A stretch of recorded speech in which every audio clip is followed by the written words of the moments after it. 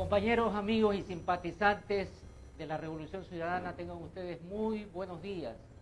Estamos aquí en este momento reunidos con algunos compañeros militantes de la Revolución Ciudadana para realizar un coloquio desde las instalaciones de Unión de Bases Sociales del Ecuador y la señal de PHD y las redes afiliadas.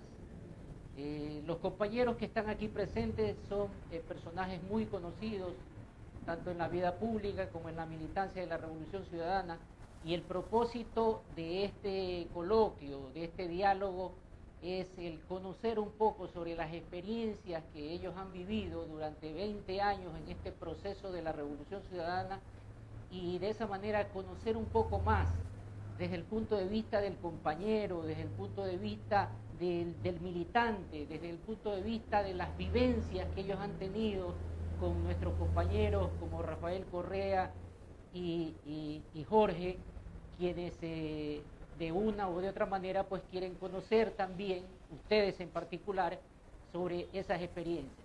Entonces quiero presentar pues a los compañeros que en este momento nos acompañan aquí en el set de PHD Digital. Tenemos pues al compañero ingeniero Arturo Escala, abogado Arturo Escala, director provincial del Guayas de la Revolución Ciudadana.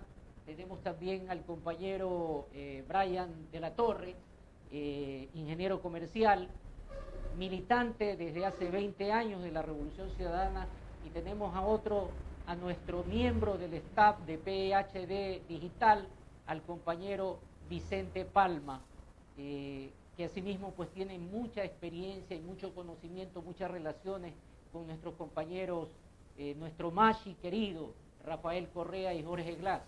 Así que queremos iniciar este diálogo, un diálogo un poco informal, como decimos, coloquio, para conocer sobre sus experiencias.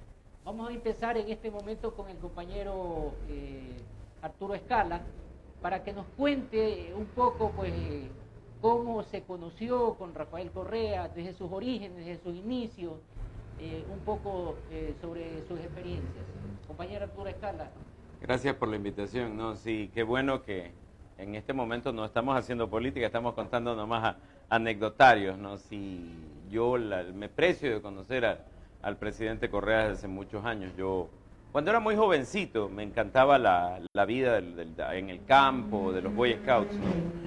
Y justamente tuve la oportunidad de ingresar al grupo 14 del San José La Salle como Boy Scout, ¿no? Y ahí el jefe de los Boy Scouts era Rafael Correa, entre otras figuras de la Revolución Ciudadana, como Cristóbal Ponina, entre otros compañeros, estábamos ahí. Y casualmente, yo ingresé a la patrulla Búhos, ¿no?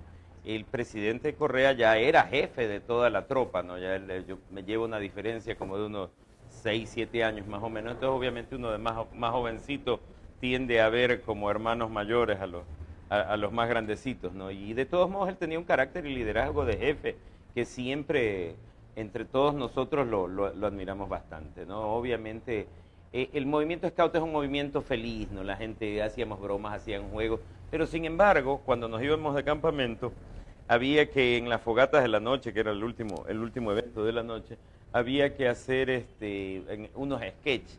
Y siempre hacíamos sketches de política. En esa época me acuerdo que Rafael imitaba muy bien a Asad Bucaram, el Malim, que era el político de moda en esa época, y hablaba así como hablaba don Asad, así, compañerito, le decía, y todos nos moríamos de risa, ¿no? Porque hacía tenía unos lentes, parece que no veía bien, no eran bifocales, ¿no? Entonces, de lo que yo me acuerdo de haber visto en esa época, cuando te miraba como que levantaba los lentes ahí para poderte ver y que no sacárselos, porque creo que eran para leer nomás los bifocales, ¿no? Y lo imitaba igualito, ¿no? Sí nos gustaba bastante los sketches de política. Después pasamos al grupo 17 del Colegio Cristóbal Colón, donde yo estudiaba. Ahí lo conocí, porque también fue compañero mío de la patrulla, a Jorge Glass, un gran compañero, un gran amigo, y él era el guía de patrulla. Yo en esa época era patrullero, después fui subguía de patrulla, y créeme que fue una época de gran compañerismo, porque este tipo de amistades que se forjan en la niñez son las mejores amistades, porque convives con esas personas todo el tiempo en el colegio, luego en los campamentos, y te vuelves como hermano, ¿no? Entonces, ese sentimiento, esa lealtad, esa amistad que hay, creo que ni los años la han podido romper. Yo me quedé huérfano, padre a los 11 años, tuve un accidente de tránsito, se murió. Y créanme que, y siempre lo digo a mis familiares, a mis amigos, que tal vez de no haber sido por el movimiento Scout, no haber sido por gente como Rafael Correa, como Jorge Glass, no hubiera tenido el mismo carácter que tengo hoy como persona, no hubiera sido tal vez un hombre de bien, me hubiera podido desviar por cualquier lado, porque sí es difícil la crianza para un joven cuando es adolescente a falta de padre, ¿no? Pero tuve la guía de estos hermanos mayores que eran mis hermanos Scouts, para los cuales todavía les guardo muchísimo aprecio, porque parte de lo que soy lo debemos a toda nuestra crianza. Y siempre lo agradezco, y con esa tónica siempre he sido del proyecto de la Revolución Ciudadana. Es decir, Rafael me lo encontré después, tiempo después, cuando ingresé a estudiar Derecho a la Universidad Católica, ya era el director financiero de la Universidad Católica. Y era tan buen amigo que a veces pasábamos dificultades económicas, mi mamá que ya era viuda, no teníamos para pagar la pensión, que él me decía, ya, me pagas la próxima semana, da los exámenes. Autorizaba como que hubiera pagado para dar los exámenes y después yo le cubría, y créeme que esas cosas las agradezco muchísimo porque era como tener un hermano mayor, ¿no? Y siendo en un puesto tan delicado como en él estaba, ¿no?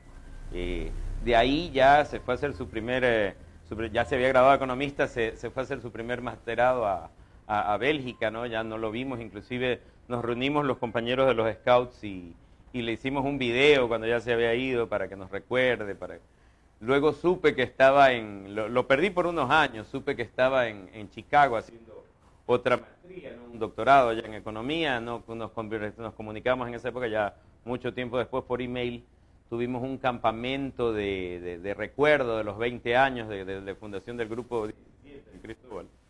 Y ahí él ya estaba en Urbana Campaign en Chicago, y me acuerdo Jorge, era uno de los primeros que tenía celular, ¿no? Porque él siempre le ha gustado las telecomunicaciones, ¿no? Y le hizo una llamada internacional por celular, y para nosotros era la gran novedad. Estamos hablando de hace bastante tiempo, ¿no? Entonces era un celular tenía ahora, y decía, wow. Y lo llamó a Rafael y habló con todos nosotros por el aniversario del grupo, ¿no?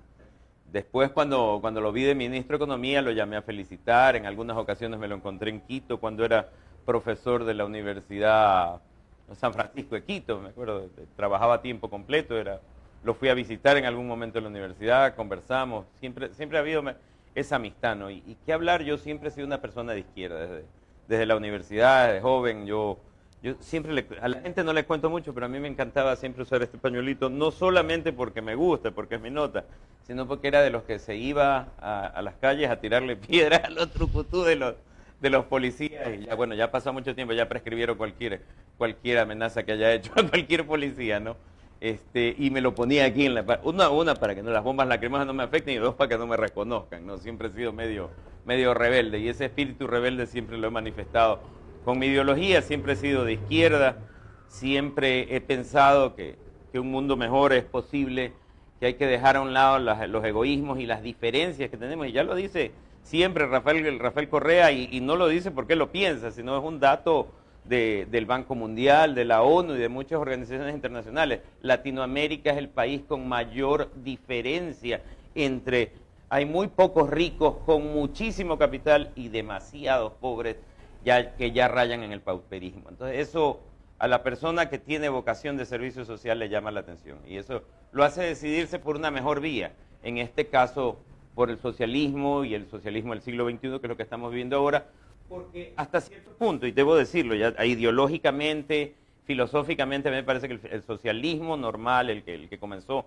después del comunismo, del marxismo, el leninismo, se volvió dogmático. Tanto Marx como Stalin, Engels, comenzaron a dar en su libro El Capital las cosas muy dogmáticas, y después el inicio del verdadero comunismo, que fue la Unión de Repúblicas Socialistas Soviéticas, volvió dogma, cuando en realidad es dialéctico y tiene que cambiar. La sociedad cambia, y cambia a sí mismo el socialismo, y esa es la esencia de su creación. Y no creo que Marx haya hecho un libro para que sea dogma, sino para que evolucione con el tiempo. Todo evoluciona con el tiempo. Yo me hice abogado, y me decían los profesores, basados casualmente en el libro de Kelsen, un gran jurista alemán, que el derecho no solamente es dialéctico, sino que cambia de acuerdo como cambia la sociedad. Por eso es que pienso que no, si te quedas estancado en un sistema, en una ideología, tienes que definitivamente cambiarla a medida que cambia la sociedad. Y esto, en ese sentido, siempre me ha gustado y he admirado mucho del socialismo del siglo XXI. En ese orden de cosas me tocó trabajar en algún momento en el Ministerio de Justicia. Fui director nacional de rehabilitación social, que ya vamos a tocarlo aquello. Y además fui asesor del presidente, me tocó estar el 30S en los patios de la policía, todavía lo recuerdo con me sobrecoge mucho porque fue un momento bien difícil. Claro. Arturo, con la finalidad de continuar con este diálogo dinámico... Sí, porque ya se volvió monólogo. Efectivamente, y hacer partícipe a los demás compañeros que aquí se encuentran presentes, queremos escuchar también sobre sus experiencias de Brian de la Torre. Ya yo les cuento una anécdota de este momento. Sí, es importantísimo saber un poco sobre las experiencias, pues nuestra audiencia quiere conocer también un poco esto, ¿no? Es la gente del pueblo, la gente que está vinculada a la Revolución Ciudadana, que quiere saber de esas personas como tú, Arturo, como Brian o como José Palma, que son personajes que se han identificado con la Revolución Ciudadana desde hace 20 años y que realizan actividad pública y privada. Conocer pues sobre sus vivencias, ¿no? y saber cómo se produjo esa relación con Rafael Correa, con Jorge Glass también. Si alguno recuerda alguna de esas experiencias con Jorge Glass, es muy importante también. Este es un diálogo abierto, este es un diálogo libre. El objetivo fundamental, como digo, es que la ciudadanía, la audiencia, la militancia, los amigos de la Revolución Ciudadana pues conozcan de ustedes y sobre todo de las experiencias que han tenido con nuestros líderes. Así que Brian de la Torre, tiene usted ahí todo. Gracias, Enrique. Buenos días, muchas gracias por la oportunidad. Las anécdotas vividas, las experiencias son únicas. Conocí a Rafael Correa aproximadamente en el 2004. Hubo una cumbre de las Américas presidencial. Nunca antes se había realizado en Ecuador, era nuestra primera vez, siempre nos pasaban por alto. Y me llamó la atención cuando él fue ministro de Economía y anunció que no se iba a pagar al FMI. Y eso creó toda una revolución ciudadana. Entonces, al ver que había ya alguien, una figura a la cual podíamos compartir esa ideología, me acerqué, lo busqué. Fue en el Hilton Colón, por si acaso no me están pagando por hacer esta publicidad, lo busqué hasta que encontré la mesa donde estaban los ministros y me le acerco y le digo, señor presidente. Y toda la gente en la mesa, no, los presidentes están por allá. Digo, no, yo vengo a ver a Rafael Correa. No lo ubicaba en la mesa y me dicen, creo que es el que está a dos señores de aquí. Ah, ya, disculpe. Entonces voy y me le acerco y le digo, señor presidente. Y se ríen todos en la mesa y me dicen, no, yo no soy presidente, yo soy solamente ministro de Economía y ya voy de salida también. Yo le digo, no, denme la oportunidad de poder explicarle. Hice una encuesta en la universidad, del 49% de los hombres votaría por usted por la consistencia testicular y el 52% de las mujeres estaría dispuesta a votar por usted por la sonrisa y los ojos. Entonces todo el mundo se rió. Digo, no, yo no estoy para ser candidato de nada, no me gusta lo que pasa en el país, pero podríamos estar conversando. Entonces le dije, déjeme programar, hacer un meeting, un diálogo en la Católica, así lo hicimos, salió fenomenal y creo que ahí se estructuró mejor la idea de impulsar la candidatura. Hubieron muchísimas reuniones en la avenida Francisco Boloña, en la Kennedy, luego aquí por la Tarzana, por la FAE, y nos comenzamos a estructurar y la gente ya comenzaba a seguir al proceso. Aún no existía eso del WhatsApp, todo era por mensajes. No hay nada que después no ven con cara de viejo. Y entonces ya se veía la motivación en la gente, el descontento que existía por parte del pueblo en todos los ministerios. Porque hasta el día de hoy no hay un funcionamiento correcto. Que uno va, presenta la solicitud, hace el trámite correctamente y nos atiende. No existe ya eso. Anteriormente sí, uno se encargaba, cogía el ticket, llegaba a la ventanilla y ya tenía prácticamente el 50% del trámite aprobado, aceptado al momento del ingreso. Fuimos más allá todavía. Pensamos en poder incorporar a la gente que realmente necesitaba de nuestra ayuda, porque lo vimos así, una ayuda social. Y yo me enfoqué prácticamente en esa parte. Estuve muy cercano colaborando a la arquitecta María Duarte.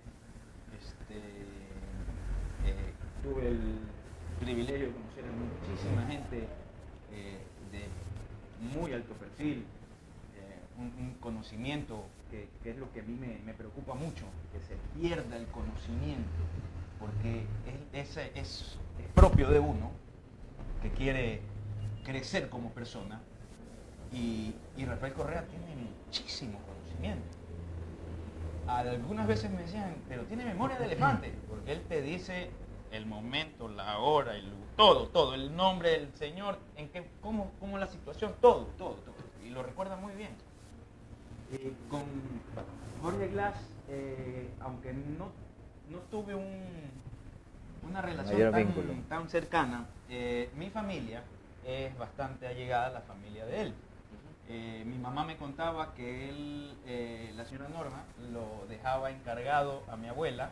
Mi abuela era Dora Pino de Valero, y vivían como a una cuadra de distancia, y como tenían que salir a trabajar, lo dejaban encargado ahí en la casa. En algún momento me saludé con él en el avión subiendo a Quito. Le hice la referencia, me mandó saludos para mi tía Maritza, que espero que me esté viendo. Y siempre hubo ese tipo de acercamiento, más, creo yo, familiar, de la relación de amistad de la familia con Jorge Glass. De ahí mi mamá y en el grupo de oración y toda la gente de la mamá del señor presidente, del vicepresidente y así. Entonces hay muchos, los viajes, las encomiendas, ándate a tal lado, y yo soy Mensaje García. A mí me enviaron para la reconstrucción de Manabí, tenía que hablar con una persona en específico, pero las carreteras estaban destrozadas. Entonces me tomó casi 24 horas llegar al punto. Y lo bonito fue que esta persona, también ya murió, llega en un helicóptero y me dice, ¿tú quién eres? Y me digo, bueno, soy Ryan de la Torre. Ah, ya, espérate. Y marca. Dice, Rafico, estoy aquí con un señor. Ah, ya, está bien. No hay problema. Y continuamos. Esa visita de 2 minutos, habiendo transcurrido casi 24 horas de viaje, a mí me incomodó, me molestó muchísimo. Este señor, ¿cómo me va a hacer esto? Que vengo hasta acá, que por acá. Pero el body, el chofer me dijo, piénsalo de otra manera, haga otro enfoque, no mire el árbol, mire el bosque. Y usted cumplió con la misión que le encomendaron. Y él lo sabe, porque lo llamaron por teléfono a decirle que usted estaba aquí. Entonces él puede tener esa confianza de llegar con usted a donde usted él le dice que llegue. Y yo estoy muy agradecido, aprendí muchísimo. Eso de levantarse a las 5 de la mañana y dormir a las 2, 3 de la mañana. Es bastante extenuante. Sí, claro. pero no hay mejor satisfacción que la que el presidente te dice, gracias, muy buen trabajo. O sea, eso era el premio a todo el esfuerzo. Qué bueno, qué bueno.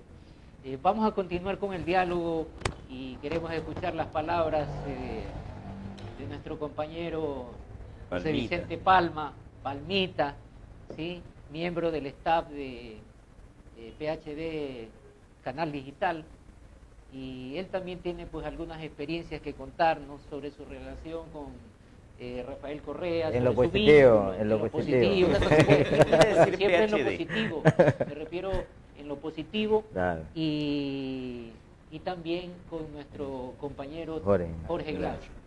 Ya, Su antes de palabra, eso, por quiero saber qué quiere decir PhD. Eh, Porque en el título quiere decir Philosophical Doctor, Claro. ¿no? Que es doctor en filosofía. Ajá. Pero aquí PhD, ¿qué quiere decir? Que somos los doctores en A ver. filosofía de la, Palma High Definition. del High Definition. Palma High Definition. Palma High Palma Definition. High Definition, me encantó. Así. Bueno.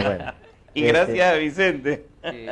Sí. Buena, no. buena. Gracias, economista, gracias a la gente que nos está viendo, a todos esos militantes. No puedo hablar políticamente, pero sí puedo saludarlos.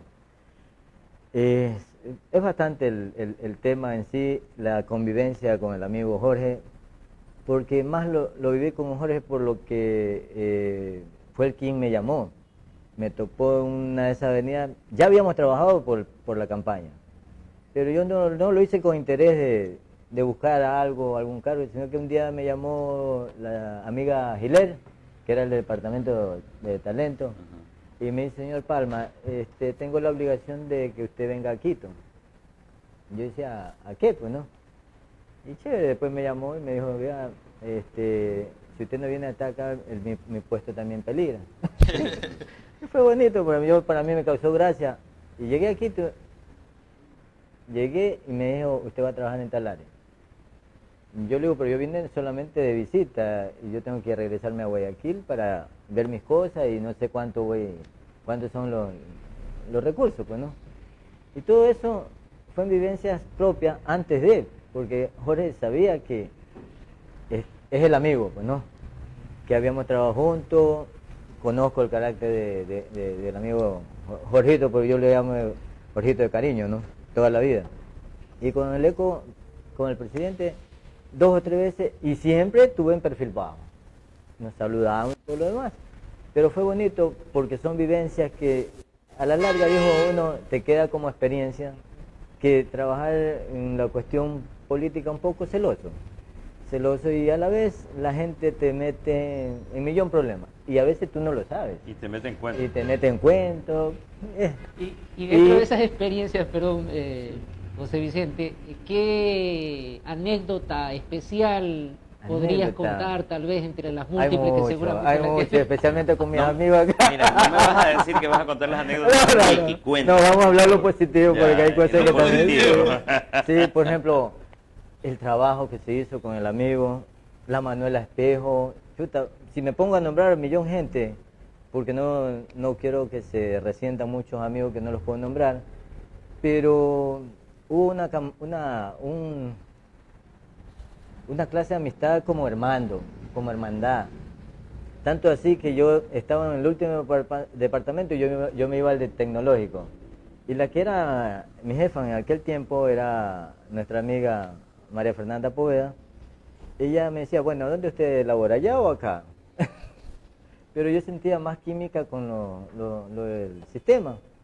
Y en fin, pero el trabajo que se hizo, economista, entre todos nosotros, se hizo un equipo muy bueno. Faltan, por el digo, y eso es lo que a uno le llena, de que el presidente cogió una batuta de todo el país, y una responsabilidad tan grande, que ahora la amiga Luisa la va a tener. Y créame que no la va a ver como el presidente al principio cogió el país. Y ese es lo que uno se lleva por dentro, el trabajo de haber realizado, la satisfacción exactamente de muchas cosas. Dicen muchos autores, la satisfacción del deber cumplido. Exactamente.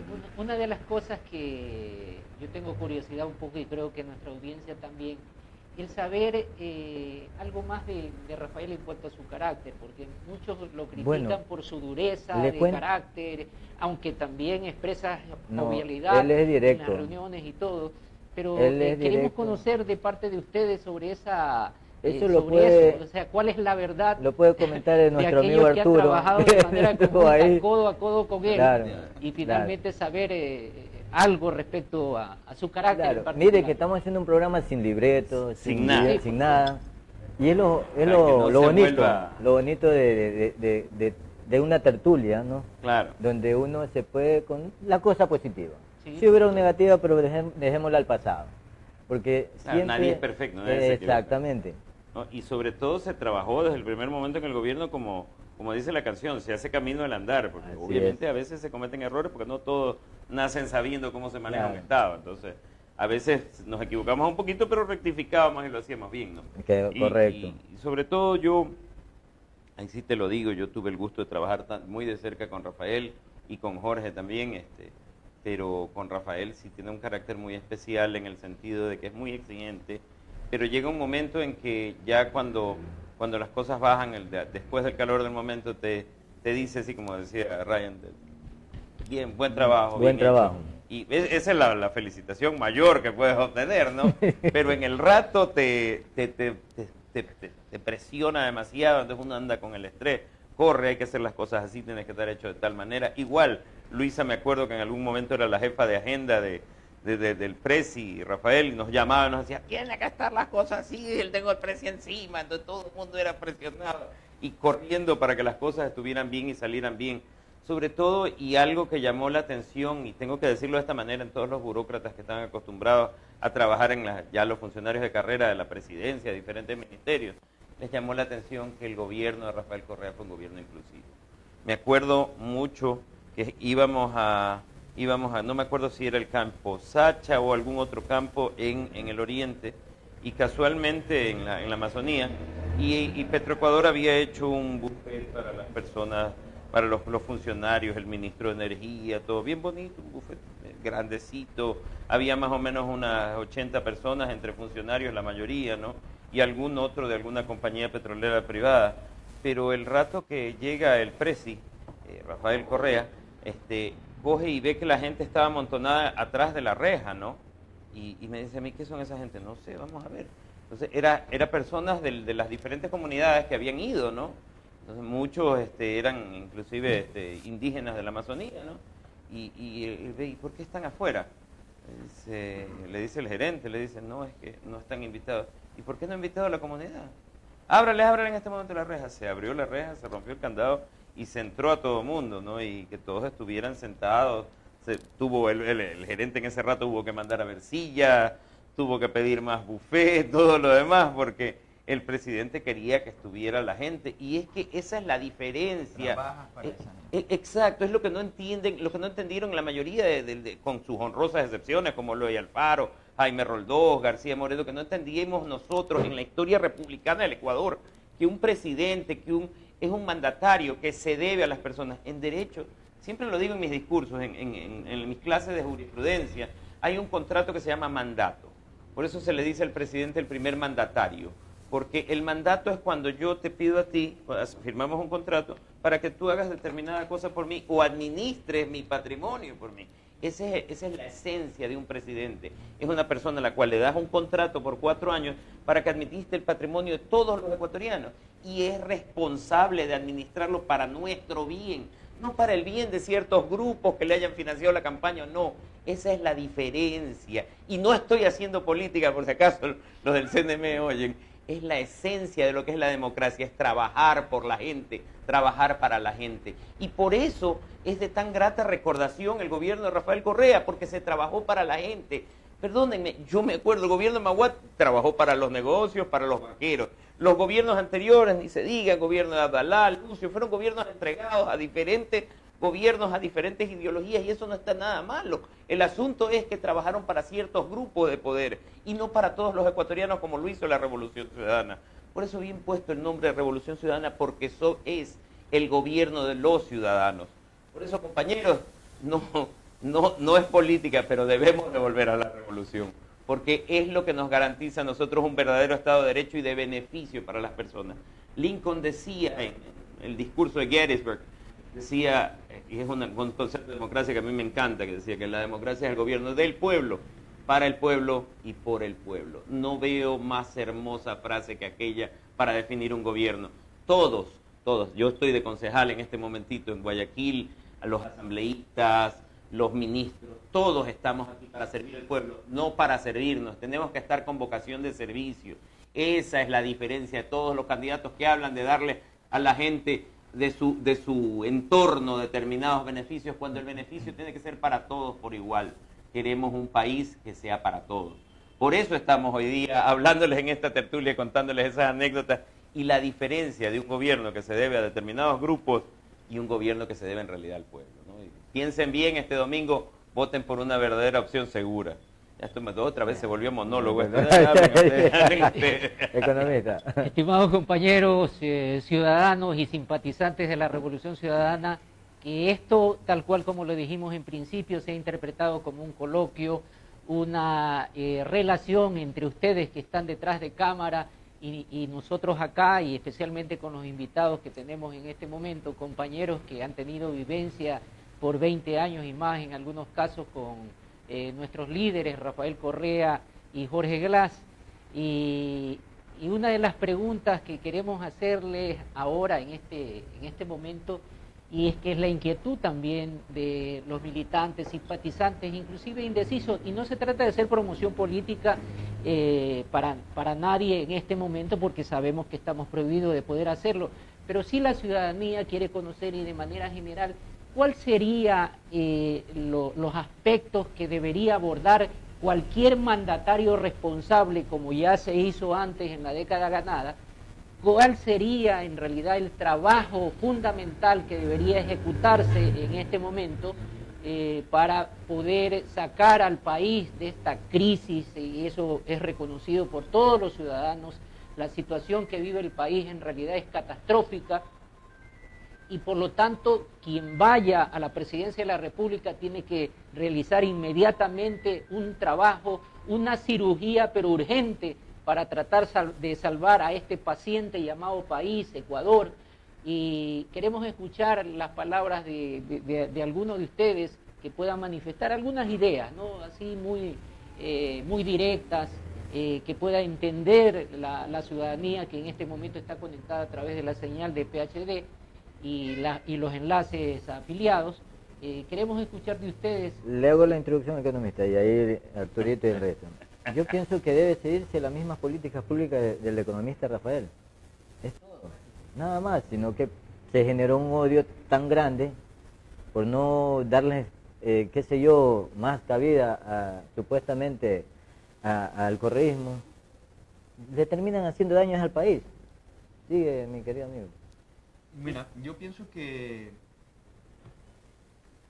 Rafael Correa es un líder innato y tiene suficiente conocimiento, experiencia y motivación para poder ayudarnos a todos, para surgir, avanzar, progresar.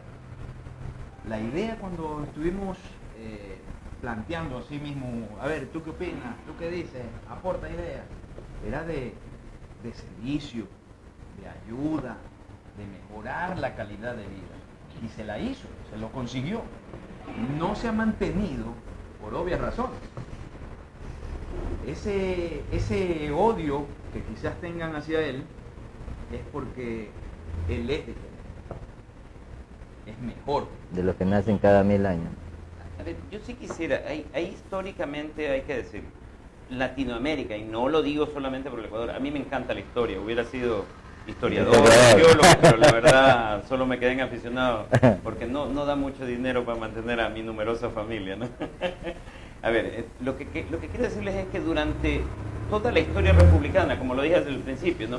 Con honrosas excepciones como Eloy Alfaro, Jaime Roldós, ha habido gobiernos que han gobernado para determinados grupos. Ha habido los terratenientes de la sierra, los comerciantes de la costa, que han sido grupos que se han ido desdibujando y peleando por los diferentes esferas de poder que ha habido. Me acuerdo una época de republicana, había primero un presidente de la sierra y apoyaba toda la oligarquía serrana, los terratenientes, y así mismo luego venía presidente de la costa, que todos los bancos y el comercio de la costa era lo que primaba, ¿no? Entonces hemos estado en ese juego de intereses, todos son de derecha, tanto los conservadores como un ala de los liberales menos radicales, ¿no? Hacían el juego a la derecha y terminaba el pueblo el único que sufría con analfabetismo, falta de educación, falta de servicio. La diferencia estuvo realmente en los intentos de Jaime Roldós por cambiar al país, fueron truncados por sus muertes. De ahí vino Osvaldo Hurtado, que fue un entreguista totalmente al Fondo Monetario Internacional, tanto que hace esa aberración jurídica que es la securitización, que fue decirles a los bancos internacionales: señores, todo lo que le deben mis industriales en millones de dólares se los voy a pagar yo. El banco asumió el Estado asumió la deuda de los comerciantes, y a ellos les dijo: ustedes me pagan, pero me pagan en sucres, con un diferencial cambiario terrible. El Estado terminó perdiendo, no me acuerdo si la cifra es exacta, pero alrededor de 300 millones de dólares en esa época, cuando todavía estábamos en sucre, ¿no? Es decir, eso es hacerle el juego al Fondo Monetario Internacional, a la banca internacional, y quiere decir que es un gobierno entreguista, definitivamente. Por eso es que lo sacaron a Roldós de la ecuación, porque no iba a hacer aquello, ¿no? Entonces nos hemos debatido en una sarta de sátrapas que han estado con un lado, con otro, con honrosas excepciones, como lo digo, hasta el momento que llegó la Revolución Ciudadana. No podemos negar que durante toda nuestra historia eran gobiernos de grupo de poder. La diferencia de la Revolución Ciudadana es que no era un grupo de poder, era un grupo de gente con poder para servir al pueblo. Y en eso estriba el éxito de la revolución, y en eso estriba el éxito de todos los gobiernos del socialismo del siglo XXI, llámese Néstor Kirchner, llámese Evo Morales, Luis Ignacio Lula da Silva, el mismo Chávez, en que un gobierno lo tomaron de verdad. Por eso es que el socialismo tiene tanto éxito, y eso es lo que le tiene tanto miedo la restauración conservadora y el neoliberalismo y el neofascismo, porque te voy a decir una cosa: en España hay un grupo que se llama Vox, y no son otra cosa más que los sucesores de Francisco Franco, uno de los adalides del fascismo, ¿no?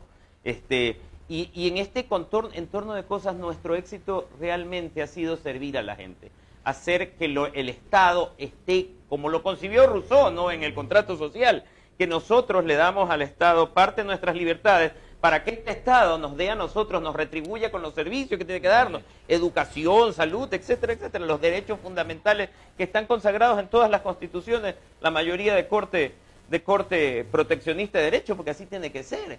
El Estado tiene que garantizarnos esto, y si caemos en un gobierno que solamente garantiza un grupo, estamos perdidos, volvemos a lo mismo. Por eso, compañeros, voten bien, hay que votar por quien en realidad te sirve. No se amilanen, el pueblo es la mayoría, la gente es la que manda. No se dejen engañar con cantos de sirena de gente que dice: yo te voy a dar seguridad. Y en primer lugar, para darte seguridad, lo que hay que darle es trabajo a la gente, porque psicológicamente, la persona que delinque porque tiene necesidades, no delinque porque me gusta ir a sacar una pistola a cualquier persona en la calle. Entonces, este gobierno tiene todos los fondos del excedente petrolero que hubo al comienzo de este gobierno, en el petróleo como en 150, 160 dólares, los tiene en Suiza. ¿Qué hace en Suiza nuestra plata? No sé qué hace en Suiza, debería estar aquí para financiar la economía, para darle a la gente movilidad, al pequeño emprendedor, a la gente que necesita trabajo. En cambio, teniendo ese dinero allá, el único que se beneficia de nuestro dinero, los intereses, es Suiza. Si tenemos dinero como país, ¿qué hace en otro país? Tenemos que ponerlo acá a trabajar. Y esta es la diferencia de los economistas timoratos que dicen: no, mejor lo guardo para épocas de crisis. Entonces, si no, el dinero no nace en los árboles, hay que producirlo y hay que ponerlo a trabajar. Eso no lo entienden. Y creen que nosotros somos socialistas, como lo decía hace un rato, ultranza. Nosotros sí creemos en el trabajo, sí creemos en la propiedad privada, pero bien administrada y a beneficio del pueblo. Esa es una gran diferencia en la revolución. Por eso les invito, compañeros, piensen bien. Este domingo es fundamental para la recuperación de la patria. Compañero Brian, ¿qué considera usted que puede realizar el futuro gobierno? ¿Qué considera usted que sería el trabajo fundamental de ese gobierno, de ese nuevo gobierno que aspiramos sea de la Revolución Ciudadana? Bueno, tiene que tener un enfoque realmente social, porque tenemos un problema social. dijo Arturo, el trabajo es lo que nos va a dignificar. Pero nos va a hacer salir de la pobreza, de la corrupción, De la inseguridad. de la inseguridad. Es verdad. Nosotros hicimos un estudio, una programación en una empresa privada.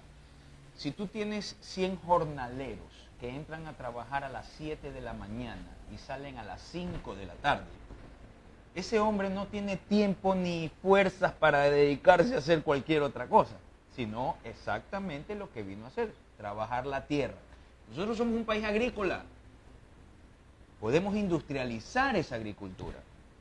En mi caso, yo he tomado algunos sectores rurales que les estoy financiando la parte agrícola, pero yo mismo le compro el producto. Entonces ellos me dicen, se la voy a vender, ¿qué dice usted en 50 centavos? No me diga a mí, usted saque sus costos y dígame, ¿sabe qué? Yo no se lo puedo vender en 50 centavos porque a mí me sale en 65 producirlo. Entonces, para que tenga una ganancia, se lo voy a vender al dólar. Y ese es el enfoque, que la gente puede producir, puede salir del atolladero. Yo he pasado momentos muy difíciles, económicamente muy difíciles, pero la necesidad te hace pensar en crear ser creativo. una solución. Entonces tienes dos opciones: o lo solucionas rápidamente, de mala forma, o lo solucionas con esfuerzo, te sacas la mamá y al final el resultado. Lo mismo que el trabajo con presidencia. Al final del día, muchas gracias, muy buen trabajo. Eso es lo mejor que puedes tener. Entonces la satisfacción del trabajo cumplido. Qué bueno, qué bueno, qué bueno. Compañero José Vicente Palma, ¿qué opina usted, su opinión para que la audiencia de PhD lo escuche? Bueno, yo ante todo, yo quiero agradecer a toda la gente que estuvo atrás. Y aquí tenemos que ya en un breve momento entrar al panel, nuestro amigo Toño Cañarte. Toñito. Que él venga a explicar también cómo ha subsistido y la persecución que se hizo. Claro, eso es importante. 7 años, bueno, 6 años y meses, para ser más exacto. Él sufrió bastante. Y por cierto, quiero anunciar a nuestra audiencia de PhD que tenemos la presencia en este momento de nuestro compañero Toño Cañarte aquí, a quien lo queremos aquí en este lugar Toño, también, venga, para que pueda continuar con este diálogo. Hemos querido asumir el papel que el maestro de la comunicación nuestra siempre lo ha hecho. Hemos tratado de hacerlo de la mejor manera, así que en este diálogo un poco informal, abierto, libre, queremos pues la presencia de nuestro compañero Toño Cañarte aquí. Nos vamos a una pausa comercial. Y nos vamos, sí, ahí, por supuesto, nos vamos a una pausa comercial y regresamos en un momento en la segunda parte de este diálogo, de este coloquio de PhD, así que ya volvemos.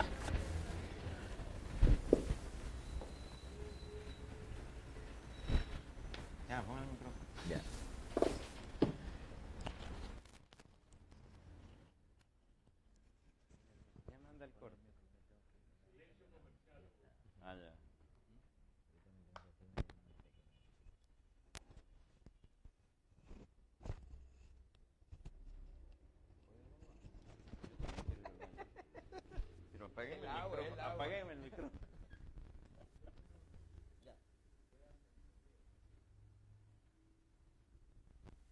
¿Listo ya?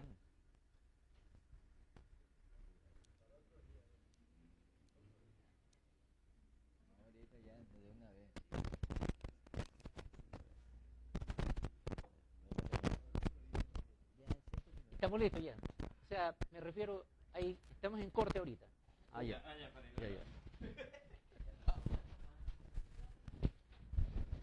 Es que, mi querido Toño, ¿cómo estás? Tuvimos que improvisar esto y hacerlo porque ya Arturo estaba queriendo un poco, así que tomamos un poco la posta para... No estaba programada. es para él. Sí, sí, no, pero la idea es que tú entres también para que hagas ahí. Tú eres un maestro en el tema del diálogo, hermano. Aquí hemos un poco improvisado. Otro día lo hacemos. Para...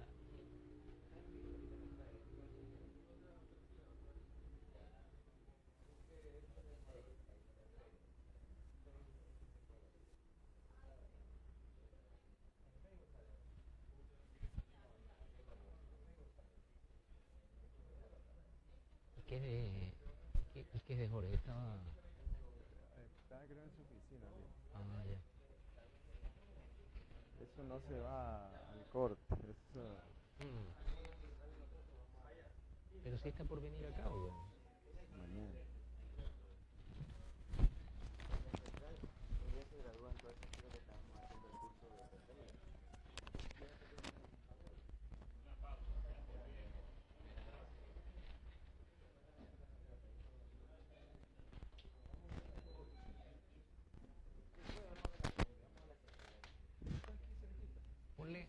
Ponle a Antonio.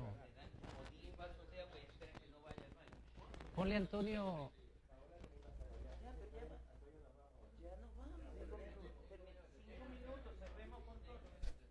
Sí, por supuesto. Siéntate tú, es que eso discorda, le vas a dar mala No, pues siéntese, Toñito. No, por favor, tome asiento acá. Ya la posta. No, ahí hay otra silla, por último. Ya la... Sí. Él es chamán.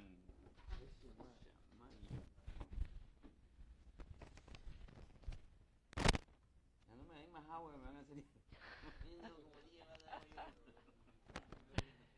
Está bien para que funcionen los riñones, hermano.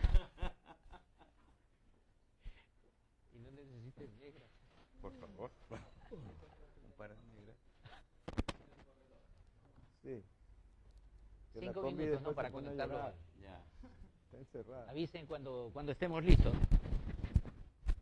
Conectados de nuevo. Ya está. Lolo. Hola, hola. Hola.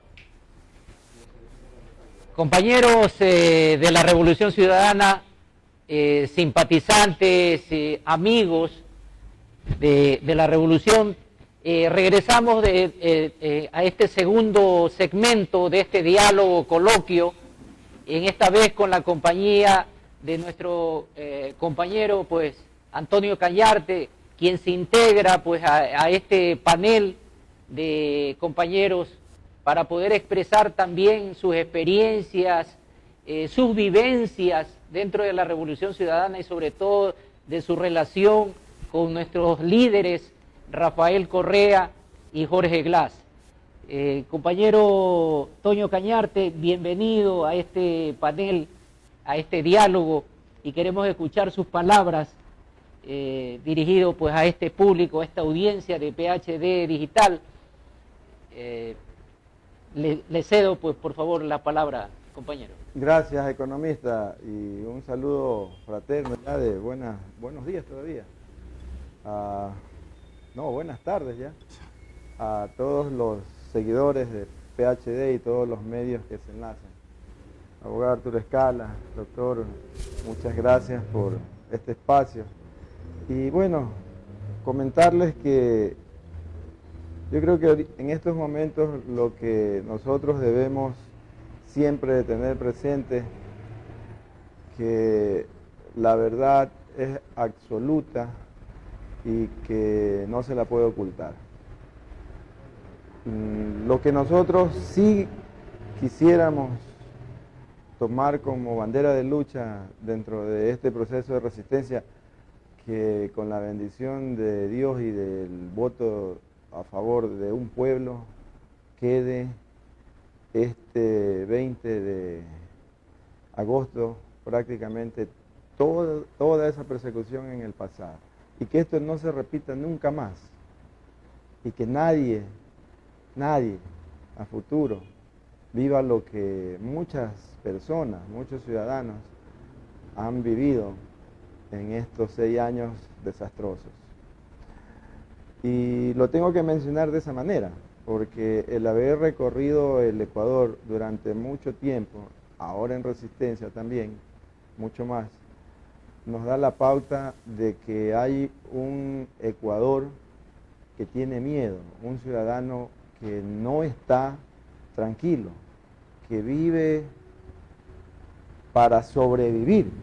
Y esto significa de que nosotros ahora tenemos unos altos índices de inseguridad, inclusive necesidades básicas insatisfechas han crecido en cada uno de los gobiernos locales, abandono de un Estado central que ha obligado a que mucha gente, inclusive del sector rural, migre a las grandes ciudades, a integrarse directamente no a la fuerza laboral, sino a los cinturones de pobreza de estas grandes ciudades.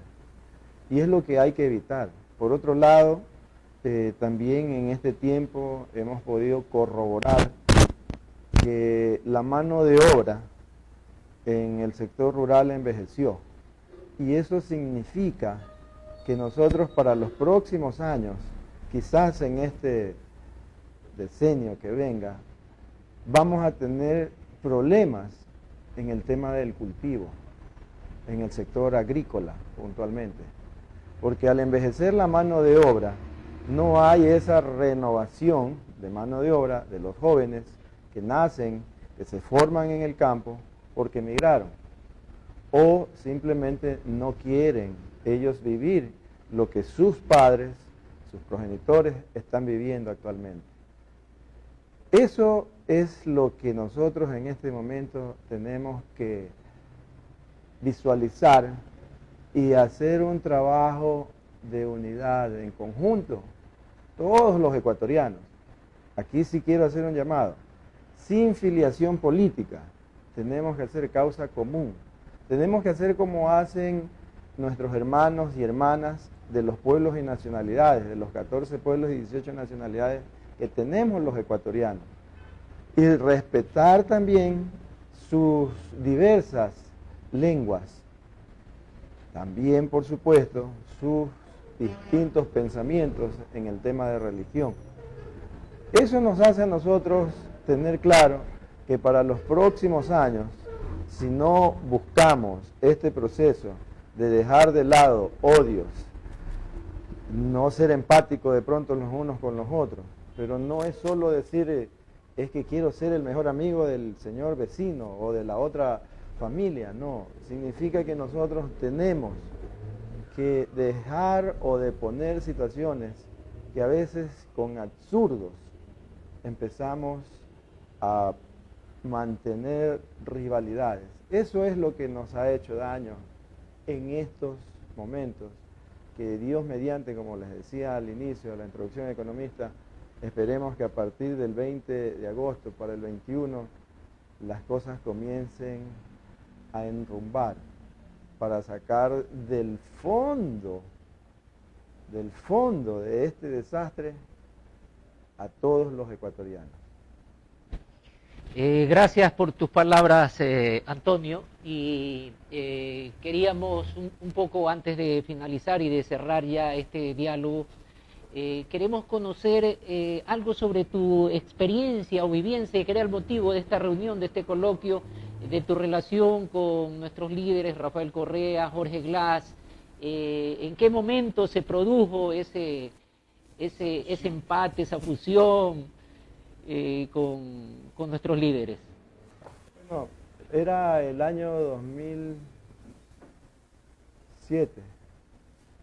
2006 yo migré a Estados Unidos. Estuve 6 meses por allá también haciendo trabajo de migrante.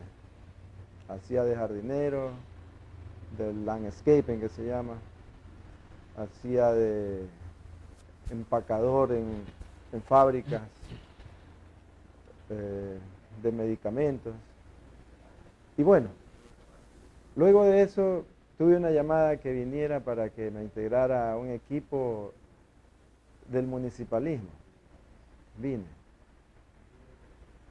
Y en ese momento empezó ya un proceso político en marcha.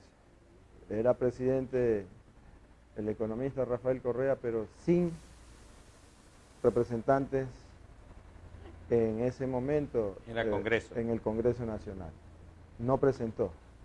Y él cumplió lo que dijo en su propuesta, que no se iba a presentar diputados, en ese tiempo eran diputados, en listas provinciales. Y comenzó a gobernar de alguna manera con los sectores sociales. Luego de ello ya vino la constituyente. A mí me tocó desde el municipalismo, como colaborador del Trabajar en la AME, municipalismo, sí, me tocó Ahí nos conocimos, pues, Toño. agrupar, convencer al criterio de la palabra. Nosotros tenemos en Manaví como Montuyos la palabra todavía, y la palabra se cumple. Lo que se dice se cumple. No es promesa, pero se cumple. Si no, como Jorge Glass un día me dijo, si lo vas a hacer, hazlo bien, si no, no lo hagas, me dice. Entonces, son situaciones que van marcando la cancha, y eso hizo de que en ese proceso nosotros podamos aglutinar varios compañeros alcaldes hacia la tendencia progresista. No había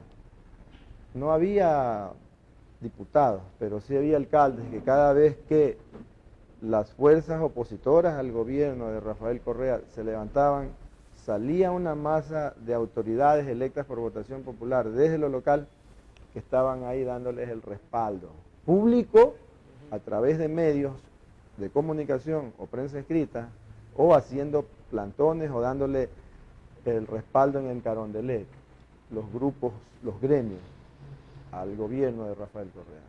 Entonces, todo eso fue realizando acciones a favor, donde se pudo ir concretando más seguidores en ese momento para la revolución que se iba fortaleciendo.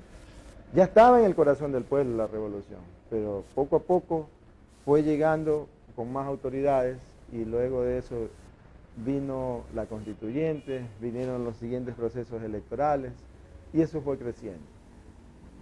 De allí yo también tuve experiencia desde el municipalismo, con Angelita Cusme, Sofía, Spin, que trabajaban en los sectores estratégicos, en hacer un grupo de trabajo para por primera vez con el ingeniero Jorge Glass, y se comenzó en Loja, recuerdo. En Loja fuimos a socializar con él la agenda del cambio de la matriz productiva. Nadie creía en eso, nadie creía, y fueron los alcaldes de Loja, recuerdo, 16 alcaldes se reunieron, y él empezó a socializar, y luego eso se empezó a propagar en otras provincias. Esas anécdotas hay que contarlas. También estuvimos en esa misma fecha, que algunos medios no creían allá en Loja. Estuvimos arriba en el Parque Eólico Villonaco. Eso era un cerro. Usted se para en esa punta del cerro, y si está flaquito el viento se lo lleva y lo eleva. Allá estuvimos. Se puso la primera piedra, en ese tiempo se acostumbraba, y se va a poner, y decían, eso no se va a construir nunca. Hoy esa obra fue una de las primeras en Loja, y está generando energía, perdón la redundancia, al Sistema Nacional Interconectado allá en el sur del país. Eso lo inauguró, recuerdo un día llegó a inaugurarlo el presidente Correa, y no lo inauguró, porque faltaba el acceso, que tiene que ser como una obra de compensación para todo ese sector y los barrios que llegan hasta coronar al Cerro Villonacos. Incluso hace algún tiempo, 2 años, viajamos por allí, pasamos, y la vía ya está culminada hasta llegar a un cruce antes de Catamayo. Entonces, cosas como esas son las que yo puedo ir brindando, ¿no?, como parte de una experiencia que se convirtieron en realidades. Entonces, ha sido algo muy, muy positivo, porque uno no las cuenta. Si usted me las está preguntando, yo se las digo, pero yo me las guardo, y son cosas que la gente las aprecia en los sectores donde se ha llegado. Y eso yo creo que es el tesoro más grande que los ecuatorianos que vivieron ese cambio de época lo tienen siempre presente, y yo me atrevería a decir, con lo que pasó ayer en Guayaquil, que eso es algo explosivo que les ha salido a los ecuatorianos, a los guayacenses, y quizás en todas las ciudades donde pasó lo que pasó ayer como último día de campaña, que fue algo como que lo tenían guardado los ciudadanos y lo hicieron estallar en algarabía. Yo quiero concluir con eso y agradecerles por el espacio. No estaba yo programado para acompañarlos, pero me da mucho gusto formar parte en este momento de este panel. Toño, antes de culminar, ¿no? Lo que tú dices es increíble, porque realmente las personas y la raigambre popular de la Revolución Ciudadana se da porque sí se cumplió con lo que se ofreció. Como decías tú, en el campo dicen, esto es lo que digo y esto es lo que hago. Sí. Mira tú que uno de los ofrecimientos de Rafael de campaña, como lo decías tú, fue no poner candidatos a diputados y además bajarse el sueldo, porque me acuerdo, el último presidente, como es Palacio, antes de Rafael Correa, ganaba como 15,000 y pico dólares. Él se lo bajó a 4,000 y pico, algo así, ¿no? Entonces eso le cambió la cara al pueblo, decir, oye, este man me prometió algo y lo está cumpliendo. No es los mismos de siempre que venían y te decían, yo te voy a dar esto, y después era, no sé, ya no se pudo, ¿no? Inclusive todo lo que se dijo en campaña, en la primera campaña, se llegó a cumplir.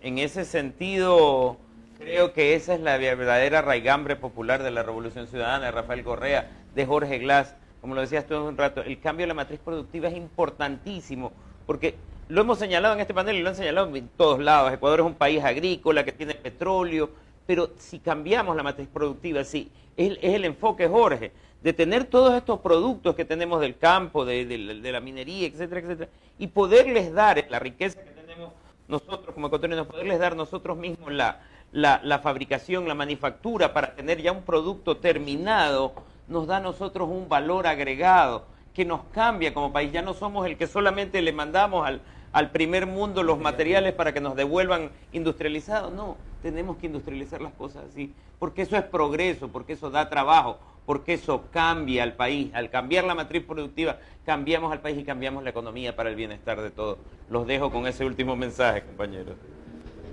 Bueno, queremos agradecer la participación de todos los compañeros que estuvieron presentes aquí en este panel, donde fundamentalmente el objetivo, como dijimos en principio, era establecer un diálogo, establecer un coloquio para que la ciudadanía, quienes están conectados en este momento con la señal de PHD, tengan un conocimiento de cómo se dio esa relación, ese vínculo con nuestros líderes, Rafael Correa y Jorge Glass, y algunas de las experiencias de esa década ganada, de esa década exitosa, de esa década que nosotros queremos que se repita, y queremos que en la conciencia ciudadana quede establecido eso en el momento de ir a las urnas, como todos los ciudadanos en su momento debemos de llegar allí.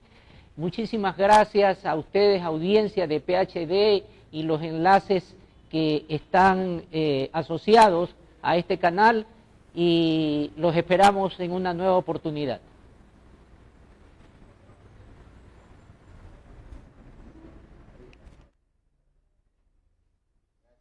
Gracias, niños. Hoy salió bonito, ¿eh? Salió bonito.